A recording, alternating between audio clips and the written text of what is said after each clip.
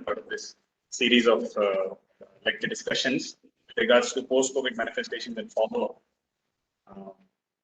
So, as we all know, COVID has come as a dark cloud in our lives. It's affected us in every aspect of life. It has ended up influencing a lot of things that as aspects in life which were earlier have now been disrupted, and not just in health, in terms of finances, in terms of schooling, and absolutely every aspect of life has been affected by COVID. In the current scenario, the numbers are beginning to come down. We've had a reduction in the number of admissions that we're having at our hospital itself, and in general, the numbers in Karnataka also coming down. But this is not a time for celebration; it's a time for caution, because we need to be on the lookout, and we need to continue exercising precaution, because these numbers may soon go up unless we ensure that we continue to follow our practices with regards to sanitization, as well as social distancing, and ensuring that everybody wears a mask. So the silver lining in this dark cloud is the vaccine. So that is the way to go ahead. And as we can, as much as possible, if we are aggressive with regards to going ahead with the vaccination drive, hopefully these dark clouds will go away soon. So in this, ever since the pandemic began, all of us, as part of the healthcare fraternity, we have contributed and we have taken care of patients with COVID. So all of us know quite a lot about COVID. At the beginning of the pandemic, when the numbers were just increasing, at the time, those who had COVID and had recovered, they were sort of considered to be fortunate, because, okay, that person has recovered from COVID, he has nothing else to worry about. Whereas the rest were still had to be anxious, had to make sure that they were safe from COVID, and in case they got COVID, they would be anxious with regards to how severe that disease may be. But those who had recovered from COVID probably had nothing to worry about, is what we thought initially. And soon reports started emerging of patients who, despite recovering from COVID, the acute phase of COVID, still continue to have manifestations or develop new manifestations despite their recovery. So it was not very well understood at the time, nor well explained. And in fact, some were even downright dismissed, that these manifestations that they're complaining about having recovered from COVID, probably not true, probably not related to COVID. But as more and more cases came across, we were able to realize that yes, post-COVID is indeed an entity. So we cannot be dismissing these patients. In fact, we need to study them better. So as a result, now this term called post-COVID syndrome was coined, and those who had manifestations beyond their acute phase were initially termed post-COVID. And then a number of other terminologies started coming in, like long haulers. You might have heard these terminologies. They were described as long haulers or long COVID syndrome, lingering symptoms in COVID. The number of terminologies being used for those who continue to have manifestations despite recovery from their acute phase of COVID. And in the end, an official terminology was coined for this by the director of National Institute of Health at USA, and it was termed as post-acute sequelae of COVID, so PASC. And now this is deemed as the official terminology for post-COVID. This is backed by Dr. Anthony Fauci at the US also.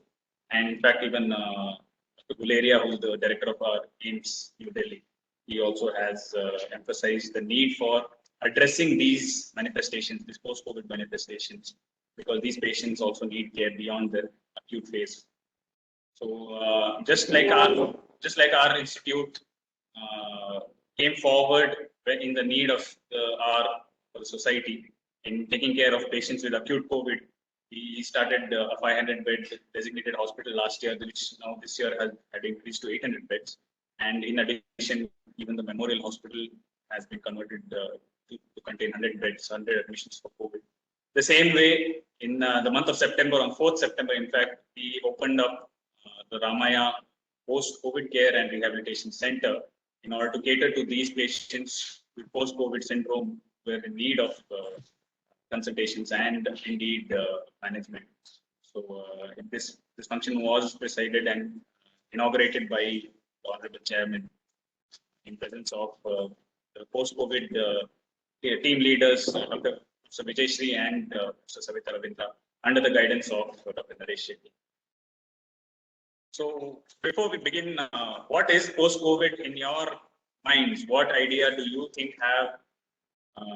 do you have about post-COVID manifestations? What could it be that patients who have recovered from COVID, what symptoms might be still persistent in them? Is it something to fear? Is it something that is as dangerous as we have come to know severe COVID can be? Is it that only patients who had severe acute COVID, they will go on to develop post-COVID manifestations? Is it a cause for concern? Is it a cause for anxiety? Will this vicious cycle of COVID and then post-COVID never end?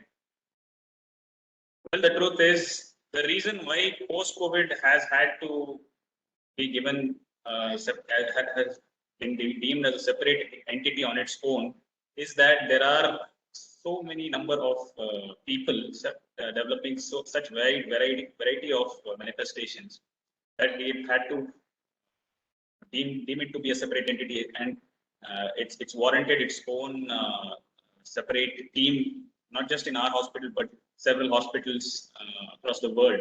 So in fact, our hospital was one of the first hospitals in South India to develop our own post-COVID center and a team to deal with these patients. But there is always a fear that acute patient may be jumping from the frying pan of acute COVID right into the fire of post-COVID.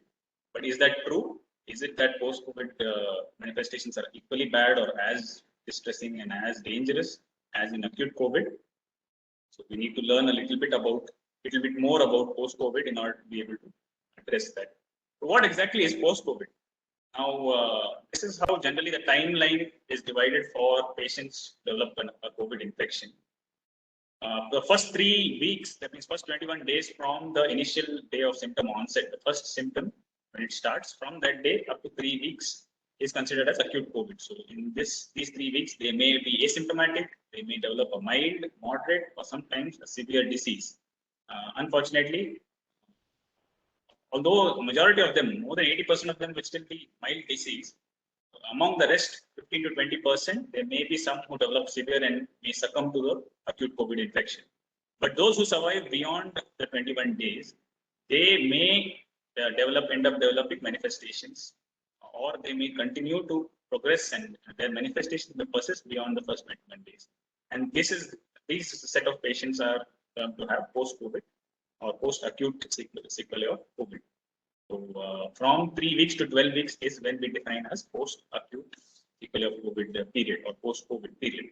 If in case the manifestations persist beyond 12 weeks, so beyond 3 months of having had the initial symptom of COVID, if symptoms continue or manifestations continue, then they're deemed to have chronic COVID. So we have post-acute sequelae of COVID or post-COVID and chronic COVID. So chronic COVID is a slightly separate discussion altogether. So, as I mentioned, the definition for post-acute sequelae of COVID is given as if the manifestations continue beyond the first 3 weeks or first 21 days from the initial onset of COVID symptoms. So, how frequently do COVID survivors or patients who survived acute COVID develop these manifestations? It has been found that around 10%, approximately 10% of those who survive acute COVID may go on to develop these post-acute sequelae of COVID. And it's not necessarily proportionate or not necessarily directly related to the category of their acute COVID illness. It's not that only severe COVID illness will continue to persist, continue to have post-acute sequelae of COVID. Even asymptomatic ones, those who are asymptomatic during the acute phase, may develop manifestations in the post-acute COVID. So this is slightly unique because very few infections have been found to produce this kind of a spectrum where it's not just the acute infection that produces manifestations. Because in post-acute sequelae of COVID, the virus is gone. So in fact, by reasonably, we can say that by 10th day for mild cases and by 20th day for moderate to severe cases of acute COVID, the live virus will no longer be present in the body. A culturable or a replicating virus will no longer be present in the body. But yet, despite the virus having been cleared from the body, these manifestations may continue or may start in the post-COVID period, which is quite unique to coronaviruses. Even the SARS-CoV-1, the initial or the first outbreak that was caused by the SARS virus, even that was seen to have post-COVID manifestations, and this one too. So as a result, coronavirus have been known even in the past to have this potential to produce prolonged illnesses, and we are seeing that as a result of the outbreak this time. How varied are the manifestations of post-acute sequelae of COVID or post-COVID? They may range from mild to severe. So it's not always life-threatening. It's not always severe, but we have to be watchful because they can go on to develop very severe, very sinister manifestations. So among the sinister manifestations, they may include pulmonary in the form of lung fibrosis or chronic respiratory failure. It may be in the form of thrombosis, thrombotic events, that means vascular. It may be in the form of uncontrolled blood glucose, diabetes, neurological sequelae like GB syndrome, epilepsy, and a few more. But majority of the patients will also have mild and nagging manifestations. Of course, they may not be dangerous, but they're equally a cause for discomfort or disruption of their routines, not being able to function fully, not being able to return to work, not being able to take care of their responsibilities at home. So we cannot be neglecting these either.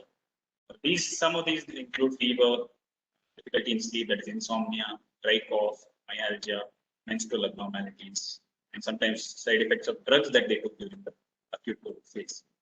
We also come across very often unusual manifestations, which are difficult to explain, not something that we see with other infections, like for example, fatigue.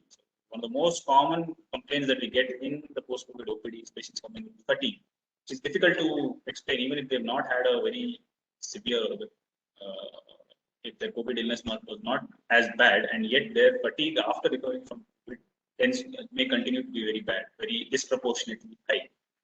Sometimes it's difficult to explain, and yet we can't dismiss it because it is organic. Patients do indeed experience fatigue. Initially, the symptom was getting dismissed a lot as being a functional or let's say a fragment of imagination, but as days progress, we have now come to know that fatigue is indeed a genuine symptom that they experience without us being able to explain the reason behind it fully. Other manifestations we will discuss one by one as we continue. So, respiratory symptoms of post-acute sequelae of COVID. Now, COVID is a respiratory virus, primarily a respiratory infection, upper respiratory and sometimes the lower respiratory. So, we expect that if patients recover and still continue to have symptoms, they must be respiratory related, and that is true. Many of them go on to develop respiratory symptoms of post-acute sequelae. Majority will have mild, especially dry cough. This dry, nagging cough may continue for quite some days, sometimes even up to 8 weeks. So, subacute cough is something which is very common post-viral infections. They're termed as post-infectious cough, and COVID is not unique to causing this. But this can be a source of distress or at least discomfort to patients when they have recovered. Most often it will be dry, sometimes it may be productive. But whenever there is a productive cough that arises in the post-COVID period, we also worry about them having developed a secondary infection. Otherwise, the dry cough may continue for up to 8 weeks. Post-nasal drip is another manifestation where the patients may experience, let's say, phlegm at the back of their nose, which they have to constantly swallow. They have that feeling of having to swallow constantly because there's some phlegm that is coming from the nose. And that can again continue up to 8 weeks, and this can also trigger cough. This is again another very common symptom, respiratory symptom among patients who have recovered from COVID. Wheezing is seen even in patients who have not had previous asthma. Because those who had a previous history of asthma, the COVID can trigger their wheezing, and that wheezing can persist even after the patient has recovered clinically from COVID. But even those who never had an asthma history previously, they may experience wheezing in the post-acute sequelae phase. That means their wheezing may get triggered due to the COVID infection for the first time. And a lot of these patients who come in with cough, which is not subsiding just with cough suppressants or antihistamines, we do give them a trial of asthma medications, that means bronchodilators and inhaled steroids, to try and suppress their cough. And very often it does help, and very often they do respond well. Sometimes they may just present with coughing instead of the wheezing, yet they are having bronchoconstriction, they are having tightness in the chest. So these are some of the mild symptoms that they may develop. Very common among patients who have recovered from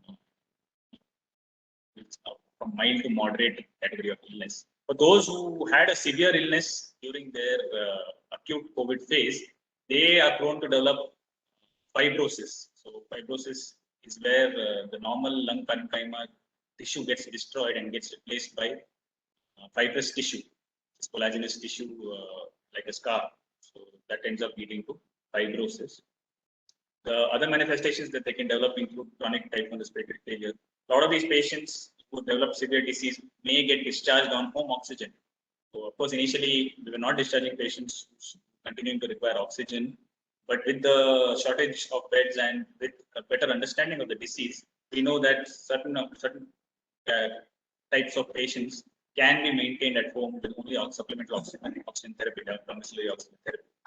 So such patients may end up requiring oxygen support at home for a variable period of time. What we have noticed is 90% of the patients would have been weaned off their supplementary or domiciliary oxygen support at home by the end of 3 months. So even if we are discharging patients with severe illness with a advised to continue home oxygen therapy, majority of them would have been taken off the oxygen support by the end of 3 months. But there are certain number of patients who may continue to require the oxygen support even beyond 3 months. So it again depends on the category of their illness to begin with when during the acute phase. And sometimes, like I said, secondary bacterial infections may follow the acute COVID. And if it's very aggressive, very virulent strain, then that can even lead to lung abscesses. That is again another manifestation. Rarely we have seen, but it is of course of potential danger to patients. Looking more about fibrosis. Now, fibrosis is a usual normal process. Any patient who is recovering from, certainly from ARDS, if not from every pneumonia, when they are recovering, there will be some amount of fibrosis that occurs. There will be some amount of permanent lung tissue damage, which has to be replaced with non-lung tissue, that is collagenous tissue in the form of fibrosis. And that will lead to the alveoli, which are supposed to be thin-walled, being replaced and their space being taken up by thick fibrous tissue. So when the lung tissue is being lost, that will lead to compromise and reduction in the lung functions. So as a result, they may end up developing, if not oxygen dependence, not having to be supplemented oxygen for a long time, their overall lung capacity does come down. And, that ends up causing them to be functionally impaired.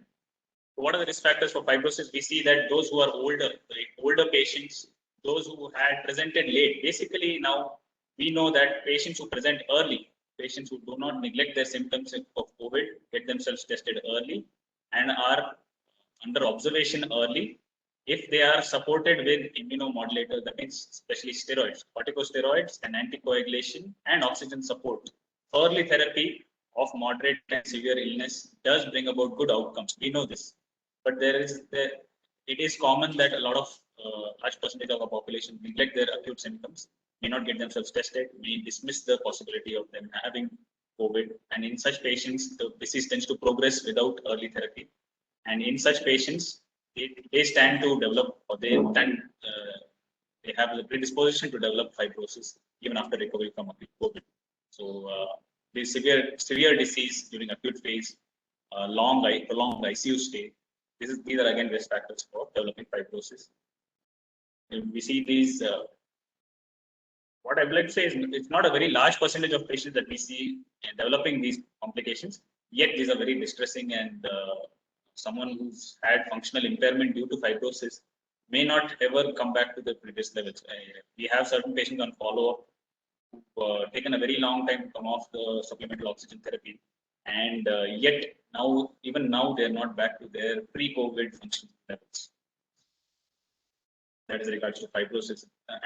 It is proportionate to the amount of acute COVID pathology that they had. So those who have a very bad CT scan to begin with during their acute COVID phase stand the chance to develop fibrosis, have the risk of developing fibrosis in the post-COVID phase. And this fibrosis may resolve if it is less, but if it is extensive fibrosis, it may not. It may in fact end up behaving like an interstitial lung disease. So basically a certain part or a significant part of the lung tissue may be damaged and replaced with fibrosis permanently. So we have different management methods. So like I said, for cough, we do give bronchodilators, steroids, inhaled steroids, and along with antihistamines, N-acetylcysteine, and even cough suppressants. But for patients who develop severe disease, who have functional limitations in their lung capacity, for them we have our rehabilitation team. They do a wonderful job. We have had several patients who benefited from early rehabilitation, have shown early recovery, and been able to go back to their pre-COVID levels, functional capacity levels, thanks to rehabilitation. And like I said, sometimes we have to continue domiciliary oxygen. And for fibrosis, antifibrotic agents have no specific role. There are no guidelines which promote or which do back the use of antifibrotic agents. But sometimes we have tried these agents in patients whom we feel will likely go into fibrosis. So respiratory manifestations are quite common in post-COVID. But what are the other serious manifestations that we can come across in post-COVID? Vascular and hematological. So we know that COVID is a prothrombotic state. COVID infection produces a prothrombotic state in the body. It predisposes to a high risk of developing clots within the body. And this is again multifactorial. A number of factors trigger this kind of clotting, widespread clotting within the body, especially in the lung. Microthrombi in the lung is one of the reasons, one of the main reasons why patients' oxygen levels start to dip. So this kind of happy hypoxia that is produced in acute COVID, where they are, although their oxygen levels are low and yet they don't seem to be breathless, they also don't appreciate any breathlessness. This may partly be because of several or widespread microthrombosis that is going on in pulmonary circulation, apart from exudative or exudates collecting within the lung parenchyma. So acute COVID also is characterized by clotting within the lungs, the heart, and sometimes even other sites. This can continue up to 45 days from the onset of symptoms. So even if a patient recovers from their acute severe COVID, their hypoxic state of COVID, they may continue to remain in a prothrombotic state up to 45 days from the onset of their symptoms. So even in the post-acute sequelae of COVID stage, that means the post-COVID state, they may develop thrombosis, thrombotic events, or clotting. And they tend to be more often venous clots than arterial clots. When I say venous clots, most sinister one or most sinister site would be in the cerebral veins. Cerebral venous thrombosis is a very common manifestations that right from the first wave of COVID in Karnataka, our neurology colleagues have been witnessing. So cerebral venous thrombosis is has a high incidence in post-acute COVID, especially for those who had hypoxia during their acute COVID. Although even arterial events can occur in the form of stroke and myocardial infarction. How frequent have these thrombotic events been found to be? Now, there are several studies which have shown a wide range of incidence, right from 0.2 in some studies to even up to 1% in certain studies, where the total numbers were small. A study which showed that among 370 patients, 4 patients developed post-acute sequelae of COVID in the form of venous thrombosis. But it's always safer. We always prefer that when we are discharging patients had hypoxia during their acute COVID phase, when we discharge them on anticoagulants, so that during even their post-COVID phase, they don't develop these kind of dangerous prothrombotic or thrombotic events. Sometimes, despite putting them on anticoagulation, they may end up still developing the thrombotic event in the form of stroke, myocardial infarction. We also use D-dimer, which is an investigation. D-dimer is a test that shows active clotting or destruction of clots going on.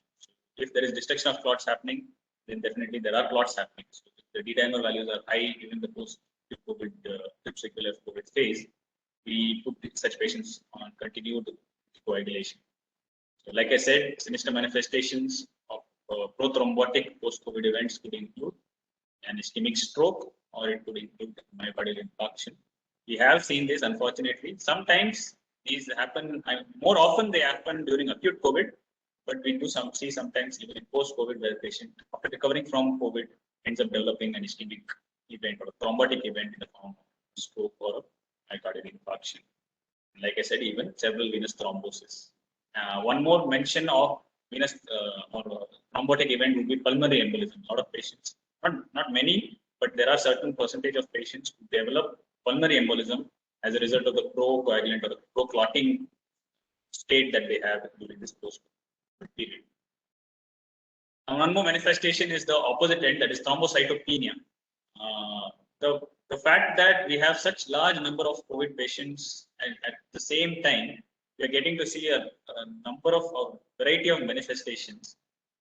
So equally, although they can be predisposed to developing clots, we see sometimes that they end up developing low platelets, and that is as a result of a trigger of autoimmunity. So because of autoimmune response, the patient's platelet levels may drop, and sometimes to very low levels.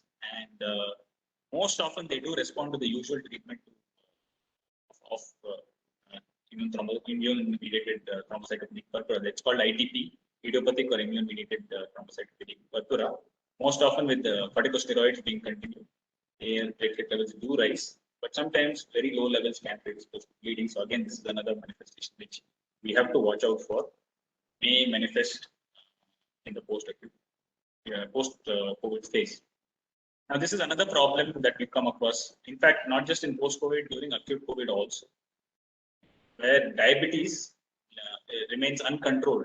In fact, there has been a very large number of patients being reported develop diabetes during acute COVID as well as during post-acute COVID, that is in post-COVID. So this may be purely incidental because, of course, in India, we don't have a very widespread trend or tradition to go for general health checkups. So we don't test ourselves often enough. So having come to the hospital for one reason, when tested, maybe the diabetes is found out. That may be the reason why we ended up seeing a large number of new diabetic patients when they were diagnosed with COVID. But there is also a theory that maybe the virus is diabetogenic. The virus may be responsible for producing diabetes, new diabetes, or new onset diabetes in patients. Because of several factors, including because of its affinity to the ACE2 receptor. But it may be that the virus is what is causing or triggering or producing the diabetes mellitus rather than the patient developing it on his own. Of course, there are other factors like steroid use. We have to use steroid in patients who have hypoxia for a variable period of time. That leads to, steroid is well known to disrupt sugar homeostasis or glucose homeostasis, and that may tip the patient over diabetes from having not had diabetes. And there are, of course, appetite fluctuation in the post-COVID period, in post-acute sequelae of COVID. One of the symptoms is an increase in appetite. So patients feel intensely hungry. So that is a very common symptom, a temporary symptom, but again, it is a source of discomfort. Those patients feel like having food very frequent for a variable period, most often up to 2 weeks, but sometimes it can continue for even longer than that. And having taken a lot of food, that may again disrupt sugar balance.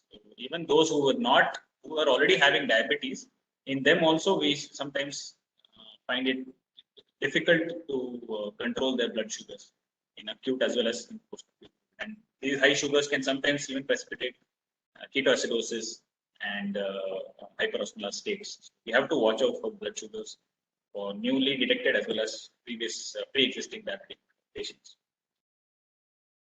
Neurological, again, one more, apart from cerebral venous thrombosis and strokes, our neurological team also have come across a number of patients who develop GB syndrome. What is different about this GB syndrome in regards to COVID has been that very often it develops early. Generally, most often COVID GB syndrome we associate after having recovered from a previous infection, 2 to 3 weeks after having recovered from an infection. GB syndrome usually develops, but in COVID it is found that it develops earlier than as a result of other triggers. But sometimes we also come across them during the post-COVID periods and beyond 21 days of having had the initial symptoms. GB syndrome may manifest. So it's well known to trigger GB syndrome. Again, because we're seeing the absolute numbers are very large. As a result of that, we have seen quite a few number of GB syndrome patients during the post-COVID phase. One more very unique thing is epilepsy. Adult onset epilepsy as a result of having had the COVID infection. So definitely there is a direct infection of the brain cells. So neurons are definitely infected by the COVID virus, and it's not restricted to only the respiratory tract or lower respiratory tract. It definitely does invade the brain, and that is what possibly triggers epilepsy. Someone who didn't have seizures before may end up manifesting with seizures. Those with pre-existing seizures may have difficulty in controlling. We may have difficulty in controlling their seizures with antiepileptic medications. These are again some unique manifestations of post-COVID. I'm sorry, this slide contents are not visible. Only one black dot is there. I hope that black dot is nothing, but nowadays when we see a black dot, suddenly we get anxious. People get anxious. We fear that it will increase and it will suddenly turn out to be something more sinister in the form of a fungus. Now, black fungus and then subsequently white fungus and yellow fungus. This fear has gripped the entire country. Now, what we must realize that is that Mucor has been in India for ages. Since we have always come across cases, not so frequently because of possibly the high dose of steroids that we use, the different immunosuppressive in addition to steroids that we use. It may be because a lot of diabetic India does have a very large population of diabetics, and generally we struggle to control blood sugars for Indian patients. All these factors may have contributed to development of the rise of incidence of Mucor. So it has been reported. What we must understand is it is not very frequent. I would like to say that we have not seen a single Mucor case during our post-COVID OPDs so far. Hopefully, it will be. We hope that it will stay the same, because mucormycosis is a very invasive fungus. It's a very destructive fungus, and unless early debridement is taken up, early treatment is initiated, including surgical intervention, this fungus can be deadly. And in fact, the mortality rate for patients who develop cerebral mucor, that means if the mucor starts, well, let's say in the sinus or the nose or in the eyes, and then spreads into the brain, then the mortality is very high. Neurologists fear cerebral mucor very much, because the outcomes are very poor. So we must understand, yes, the threat is definitely there, but it is not as common as media may make it out to be. We have to be careful. We must address the risk factors. So the uncontrolled blood sugars, judicious use of steroids and other immunosuppressants.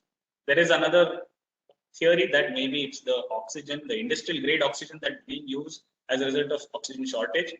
That we don't have enough medical use oxygen, and therefore we are using industrial grade oxygen. And that is probably what is bringing in the mucor. Maybe the humidifiers that we are using to supplement oxygen for such large number of patients, maybe the humidifiers have the mucor. All may be true, but the fact is mucor has been there all throughout our history. India has had mucor from the beginning. So it's just the fact that immune suppression is what is responsible for rising mucor cases. Obviously, this is a very sinister or very dangerous manifestation. We have to watch out.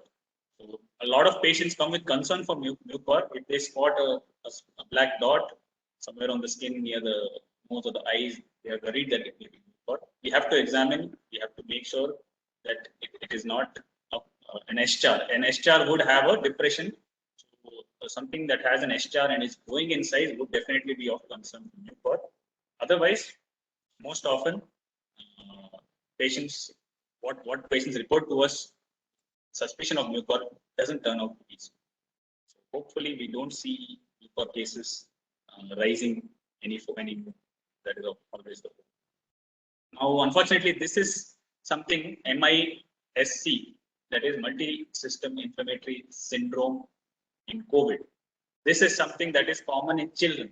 So this is again something that affects multiple organs within the body: the heart, the lungs, of course, the heart, the kidney, the liver, the blood levels, that means the hematological parameters. All these may get affected in MISC. Very sadly, this is something that is more often seen in children, most often adolescents, but it is again of real distress and real source of morbidity, sometimes mortality. So even in children, though the first wave we were considering children not develop any severe manifestations. In fact, at Ramaya itself, we never had even a moderate case. No child required oxygen in the first wave of COVID. But things have changed in the second wave. We're seeing younger and younger patients. Adolescents are getting severe COVID also. But along with the severe COVID, during their post-COVID phase, they may develop this MISC. Now, a lot of post-COVID manifestations, in fact, even acute COVID manifestations, are as a result of immune overdrive or immune response going into overdrive in the body. Even though the virus may have gotten cleared, immune system may be what is causing all the damage and leading to the manifestations in acute and post-acute COVID. So this is as a part of that. So immune system going into overdrive and causing a multi-system disease and organ failure. These patients also do well on steroids. We have seen a few patients at our center with MISC, and they do respond to steroids when treated early. Unfortunately, as what is predicted is the third wave, the next wave may have more children being infected. So we have to brace ourselves. We have to be ready to face patients with MISC, possibly more number of patients in the next wave. Such patients will have, like I said, not just respiratory, they will have manifestations in the form of hypoxia and respiratory failure. They will also have myocarditis, so they will develop hypotension. They may develop low blood pressures. They may also have hello. Dr. Akshay. Yes. Hello. Please to access the next channel.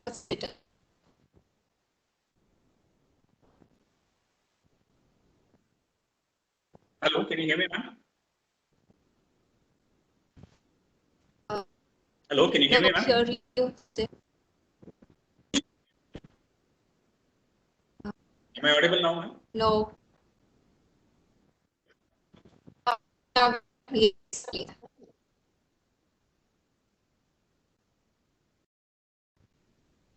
Can you hear you?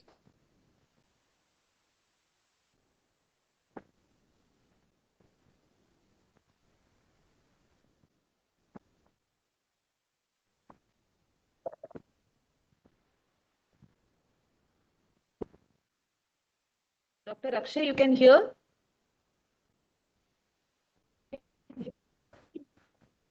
Hello, is this better, ma'am? Am I audible now? You could hear, ma'am. No, even I couldn't hear. It was very broken. Now I can hear. Now I can hear. Yes, now.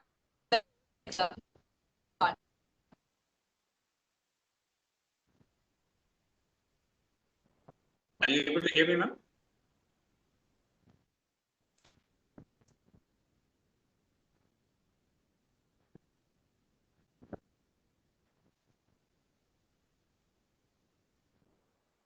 We are able to hear you, Dr. Akshay. Hi, sir. Yeah. Slides, sir. Slides okay. There was some lag, is it, sir? Yeah, slides are coming fine now. Okay. Just that you have exited the slideshow mode now, I guess. Is it? Yeah, it's not in the slideshow mode. It is in the regular. Oh, slideshow. Yeah. Look, slideshow. I'm trying to prepare, but the slides were Visible. We could Yeah. see your slide, Dr. Akshay. We could see your Yeah. slide. Oh, We could see your slide, multi-system inflammatory syndrome. okay. This is the only slide that was the problem, ma'am?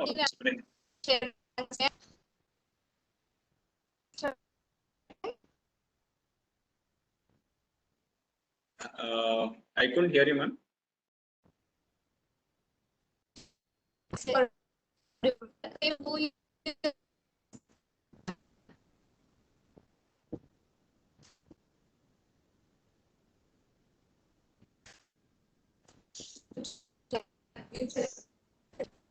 Dr. Akshay, there is, I think, bandwidth issues there. Okay, I can hear you, sir, clearly. Yeah, we can mute your, we can stop your video, Okay. and then we can try it out. So that's saves some kind of bandwidth. Okay.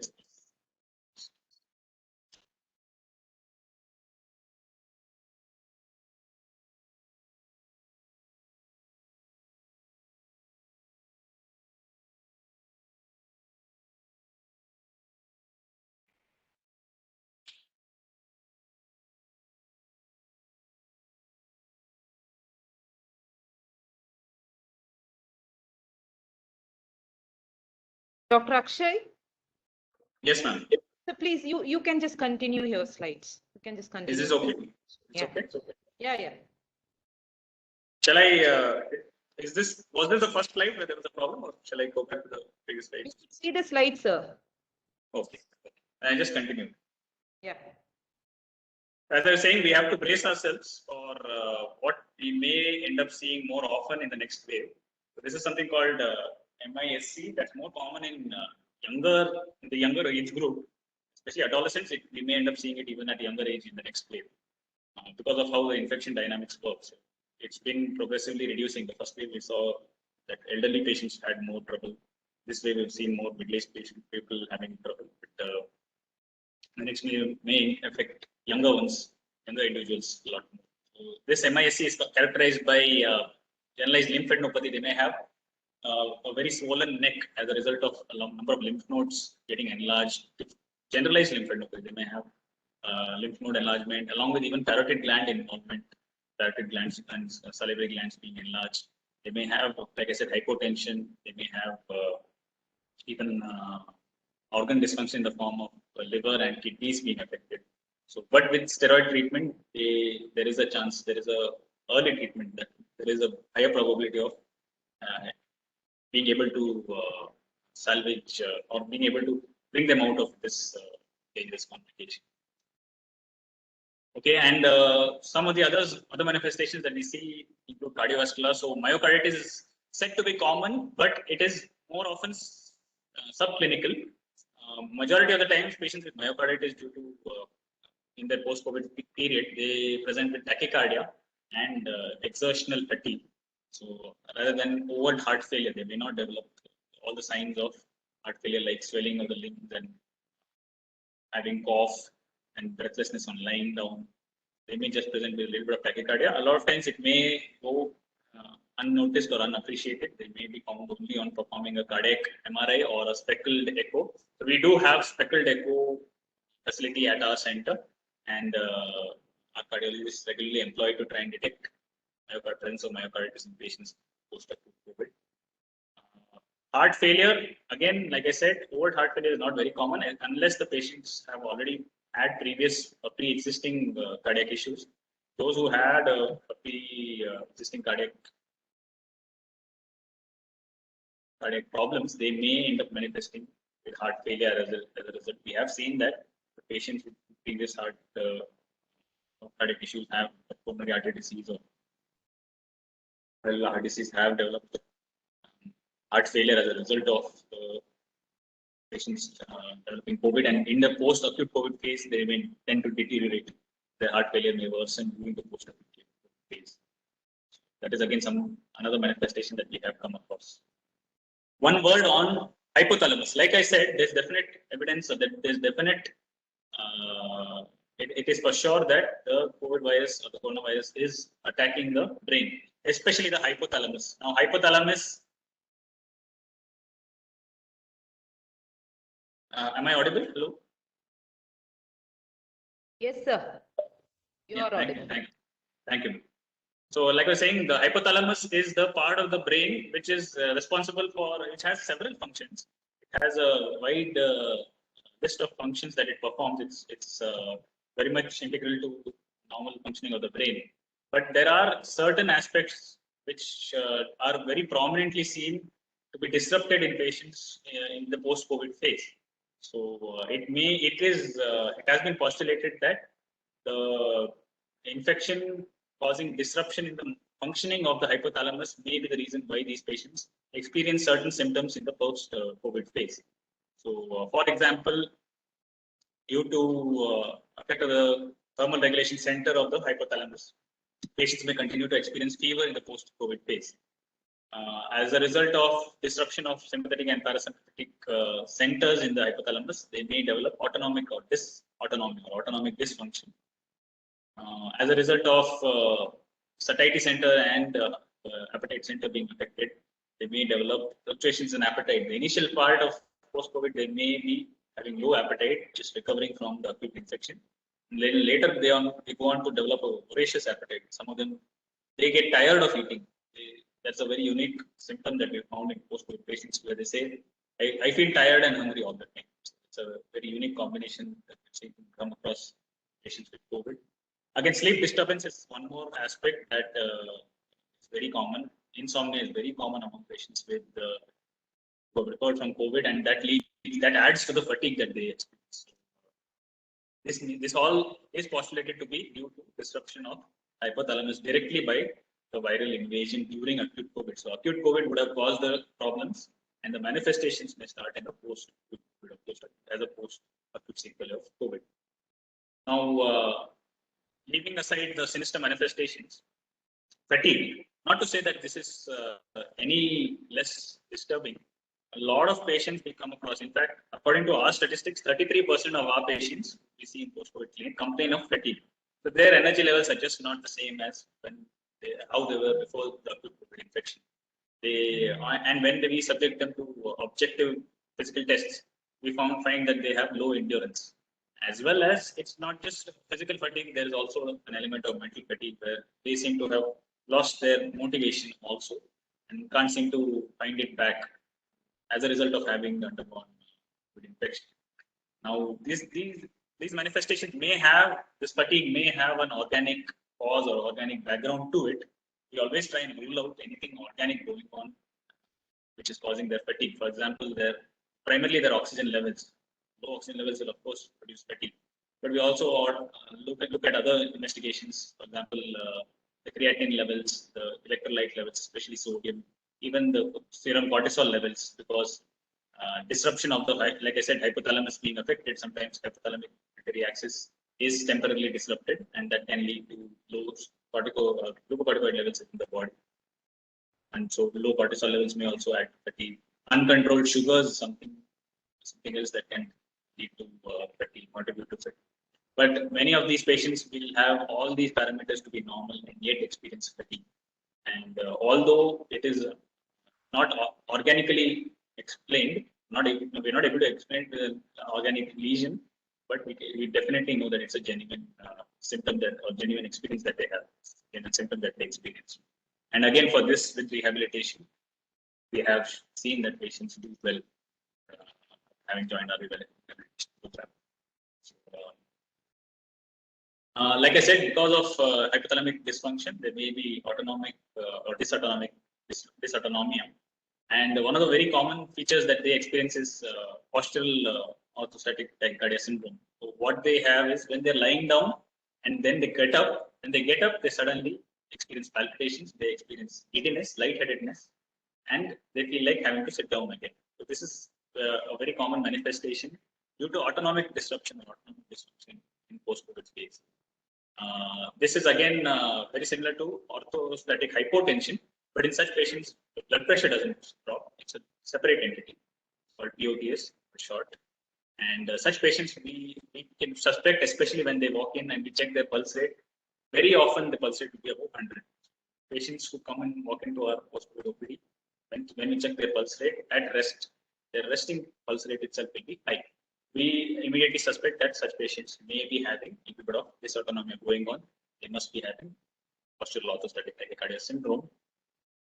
One more abnormality we very commonly noticed is an out of proportion or disproportionate response of the heart rate to exertion.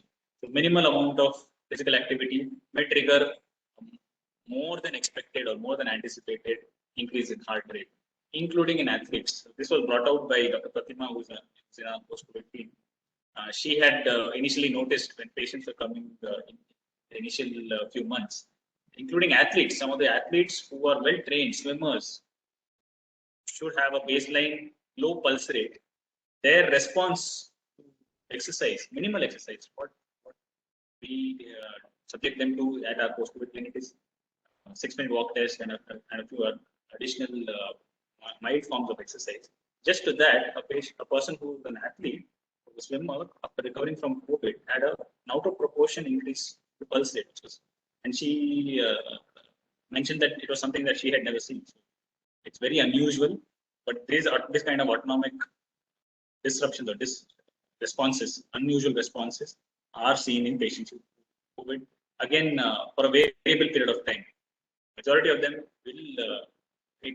will be self-limiting. It will be it will subside in a matter of a few weeks.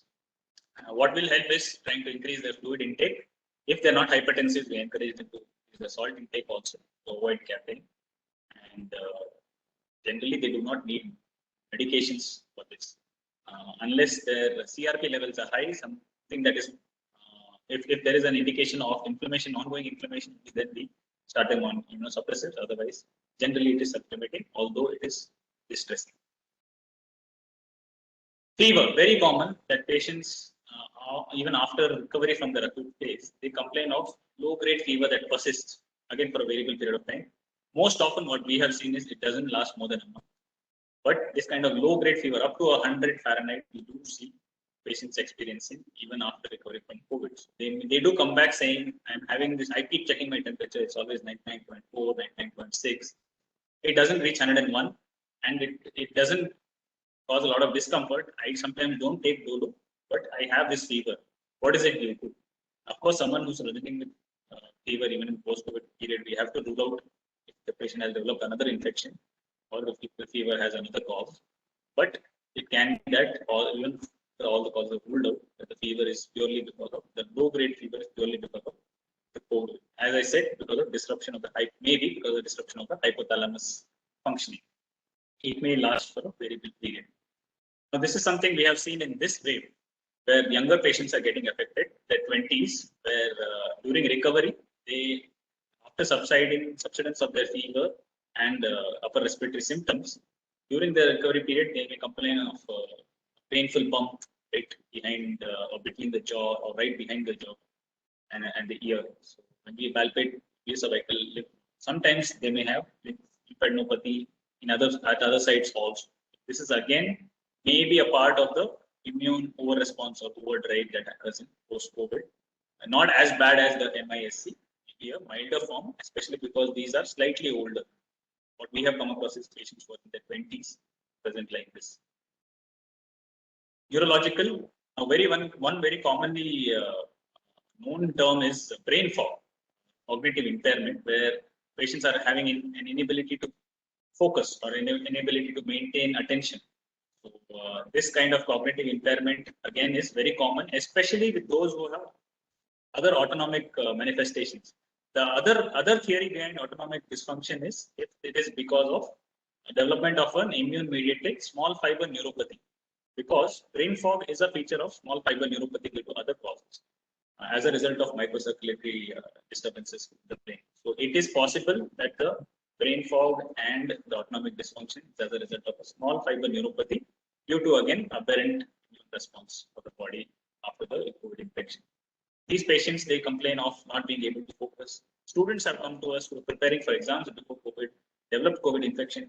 Now they're not able to focus. They're not able to study, not able to retain what they're reading. So these kind of cognitive disturbances, very difficult to, there is no guideline or no real directive of how to manage these patients. But at our center, our neurologists, they do look for CRP, and if the CRP level is high, they do put on steroid. And there has been a reasonable improvement seen in cognitive function following starting them on steroids. But again, like I said, there's no general guideline on how brain fog can be treated. Again, most often it is distressing, but temporary. By the end of 3 months, brain fog does tend to improve. Headache is again a very common symptom among patients post-COVID phase. Those who had migraine previously, their frequency of their headaches has been seen to increase. New onset migraines also have been picked up less frequently, but if any patient does complain of headache in the post-COVID phase, especially not relieved on analgesics, not relieved on paracetamol, we have to keep a suspicion of cerebral venous thrombosis in our mind.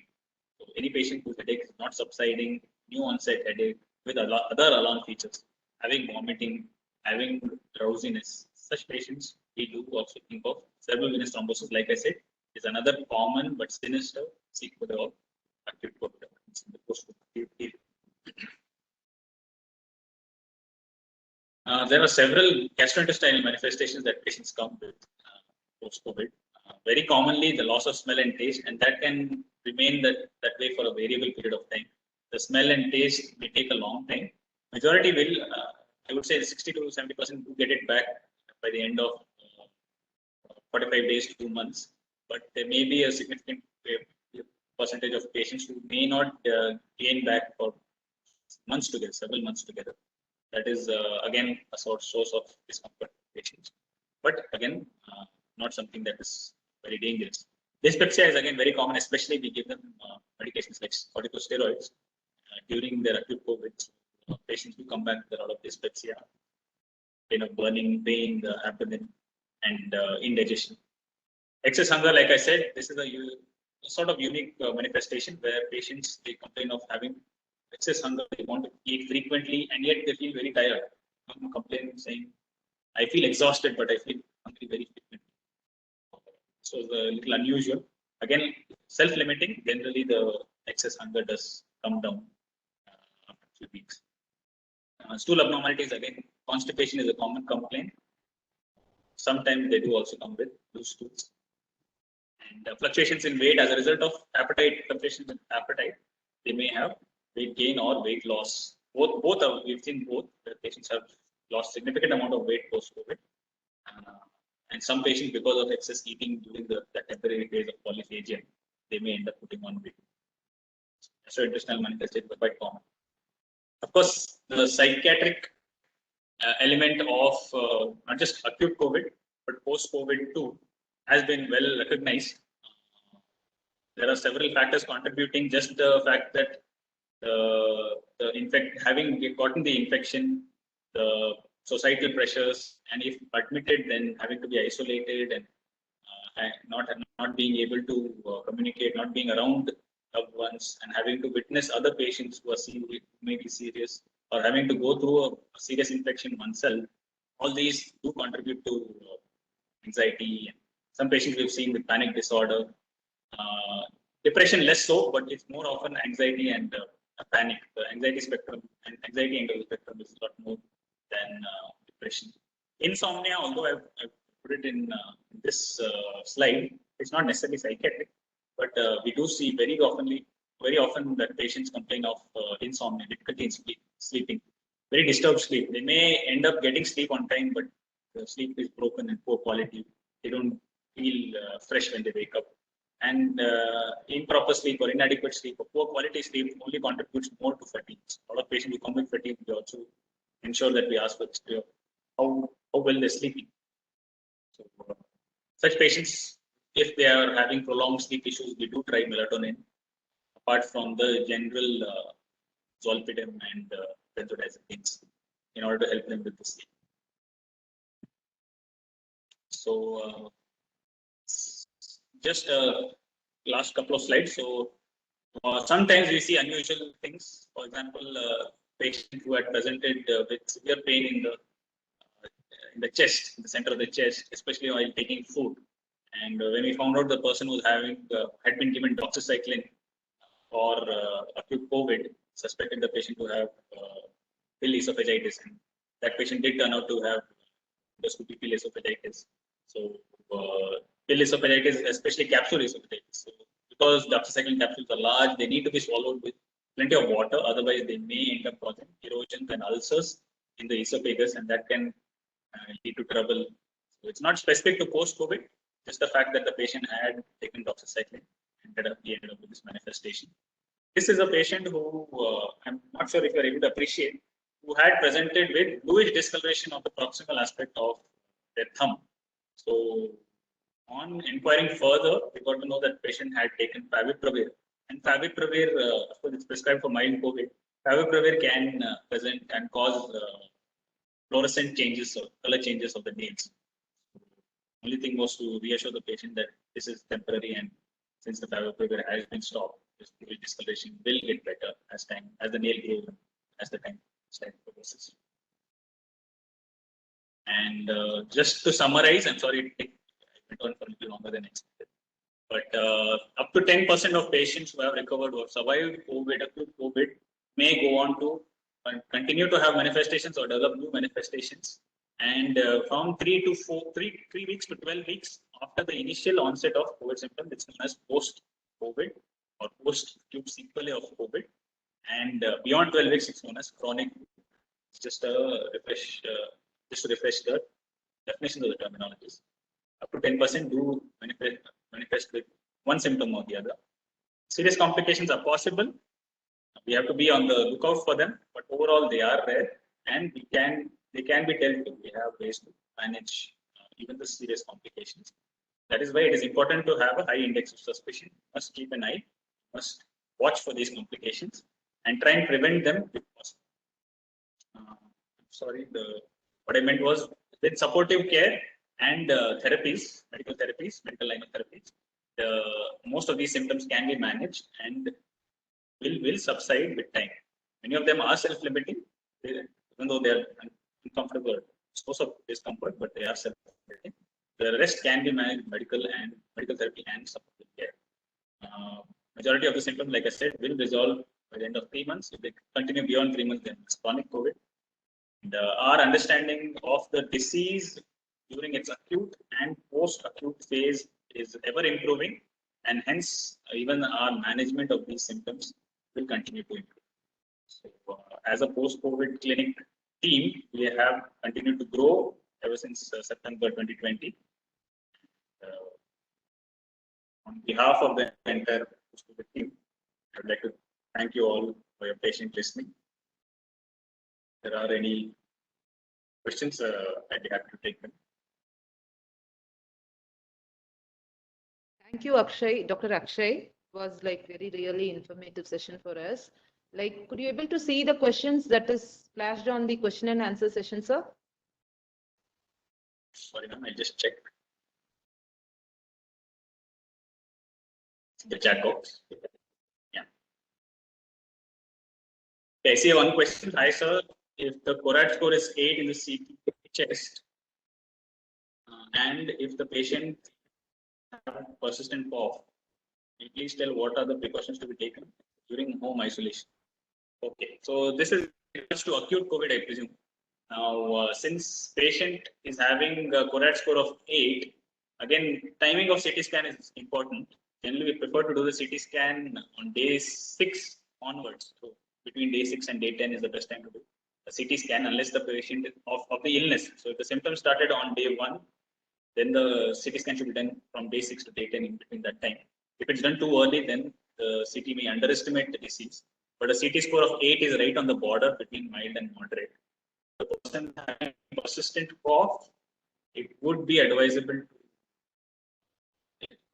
if it's bad enough that if the patient is currently under home isolation, if the cough is bad enough, then it may warrant admission.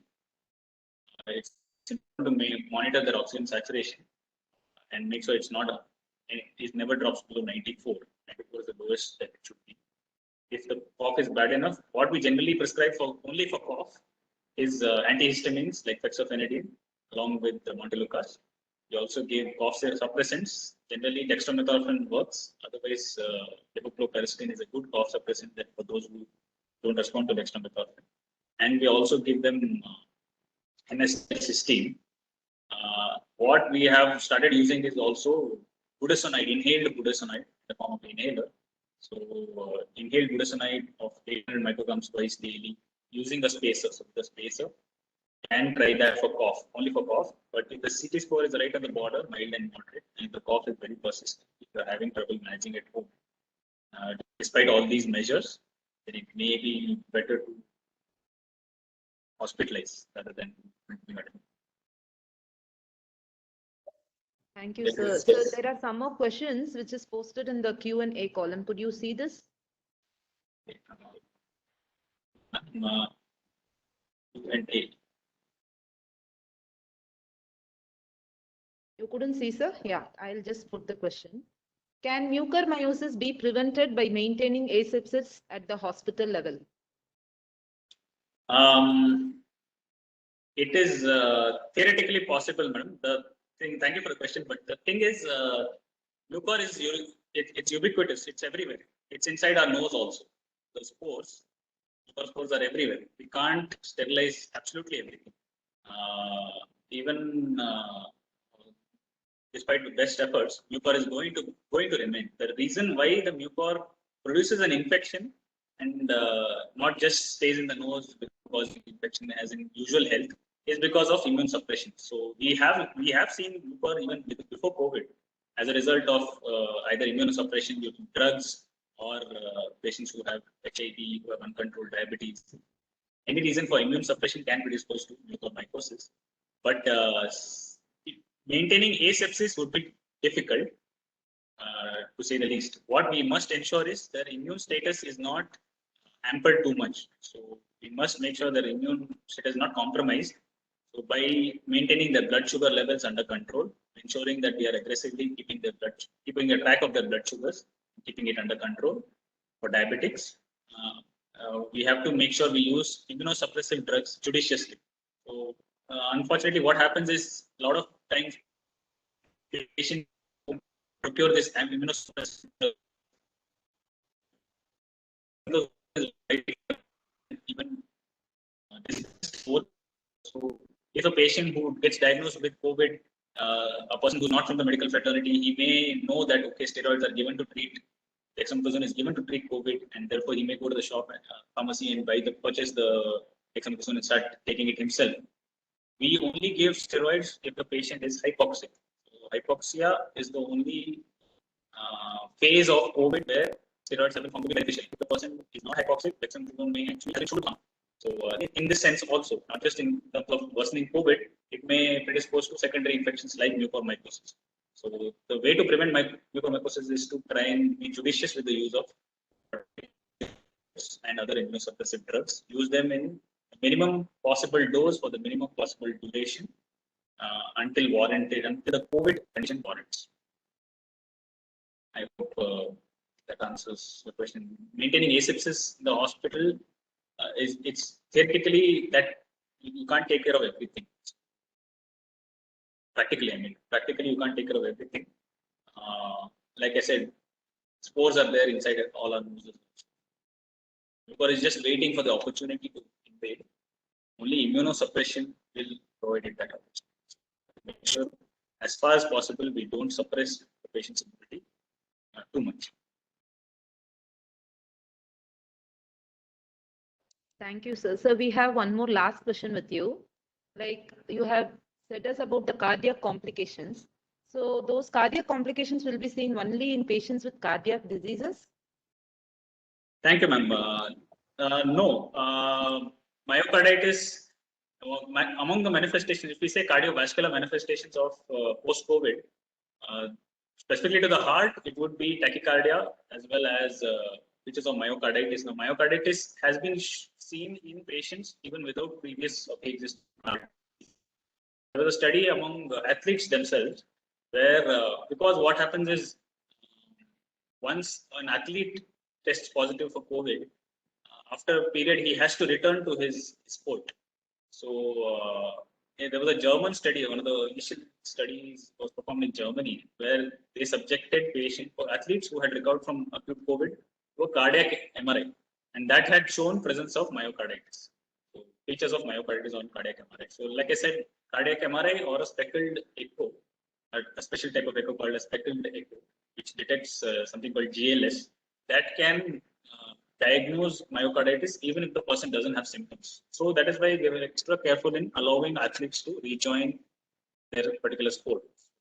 Myocarditis is something that can develop even in people who didn't have previous pre-existing cardiac diseases. They may not always be clinical, they may not always manifest with heart failure, but definitely an element of myocarditis will be there, and that's why athletes were rehabilitated and reconditioned rather before they were allowed to take part full-time in their sport. And other manifestations, like I said, was tachycardia syndrome. That is another cardiovascular manifestation as a result of autonomic dysfunction. That again can happen even if the patient didn't have any previous cardiovascular illnesses. And myocardial infarction is another cardiovascular manifestation. So a patient with because of pro-thrombotic state, post-COVID, they may develop a myocardial infarction. Again, in someone, we've had this where young people in their 40s without risk factors, non-smokers, of course, it's difficult to rule out stress, how much stress they may have been having psychologically. but none of the other conventional known risk factors like diabetes, hypertension, dyslipidemia, without a family history, relatively young 40s, developing myocardial infarction after the COVID infection. They may develop cardiac manifestations even when they didn't have any.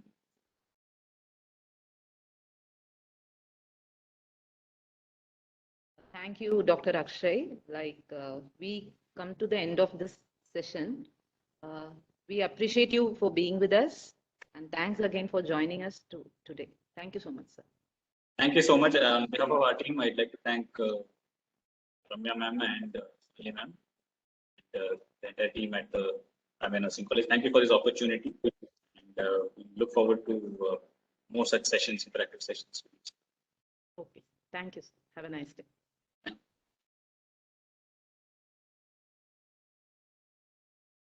Dear participants, so I will leave the meeting. I would request you all to fill the feedback form, which will be flashed on your screen once I leave the meeting. We will have a second session after 10 minutes of break.